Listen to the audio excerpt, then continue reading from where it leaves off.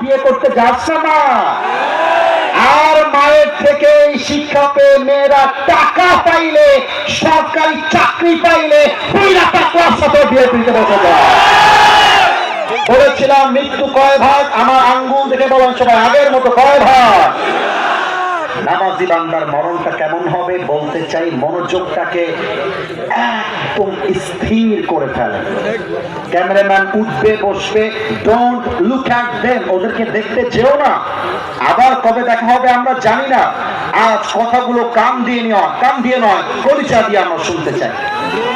নামাজি বান্দার সামনে যখন মালাকুল মওত আসবে, দেহের চামড়ার রং হবে সাদা, দেহের জুব্বা হবে সাদা, দেখতে হবে তাকড়া যুবকের মতো, চেহারা হবে নুরানি চেহারা। এসেই বলবে নামাজি বান্দার সামনে, ইয়া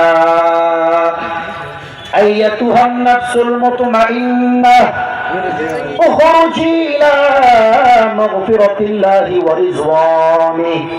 আমি তর্জমা করব, সুবহানাল্লাহ আস্তে পড়লে নাম্বার কেটে দিব, আরেকবার পড়েন তো একবার অগ্রিম ভাবে সুবহানাল্লাহ। আওয়াজটা আসে নাই, আরেকবার জোরে পড়েন। এই নামাজি বান্দা বের হয়ে আসো, বের হও। নামাজি বান্দা বলবে আইনাল খুরুজ, जाना है तो कहां जाना है, मेरा आखिरी ठिकाना कहां पर है, আমি যাব কোথায় আমাকে বলো।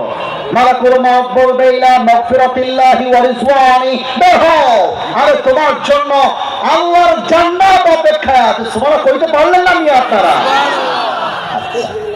এটা তো টিস্যু, এটা তো সবাই বলতে পারবে, কিন্তু একটু তাকান তো টিস্যুর দিকে, এটা কি বুঝে উত্তর দিবেন, আশা রাখবো কারো থেকে ভুল উত্তর আসবে না।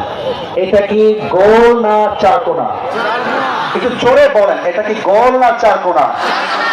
এবার হাদিসটা শোনেন, কাফাম মিন আতফানিল জান্নাহ ওয়া হানুত মিন হানুতিল জান্নাহ। নামাজি বান্দার রূহকে, এই হাদিসগুলো পড়লে আপনাদের কান বলতে পারবো না, বাট আমার গায়ে পশম দাঁড়িয়ে যায়, এত মারাত্মক সুন্দর হাদিস এইটা। নামাজি বান্দার রূহকে কবজ করে জান্নাত পর্যন্ত নেওয়ার জন্য আল্লাহ তাআলা জান্নাত থেকে একটা লাল রেশমি রুমালের চাদর গিফট হিসেবে নামাজি বান্দার কাছে জান্নাত থেকে পাঠিয়ে দিবেন। সুবহানাল্লাহ বললেন না? রূহটাকে নিবে, রুমালে প্যাকেট করবে, সুন্দর করে ভাঁজ করে সোজা আপনার রূহকে জান্নাতের ঠিকানা ইল্লিনে পৌঁছায় দিবে। সুবহানাল্লাহ বলবেন না? এবার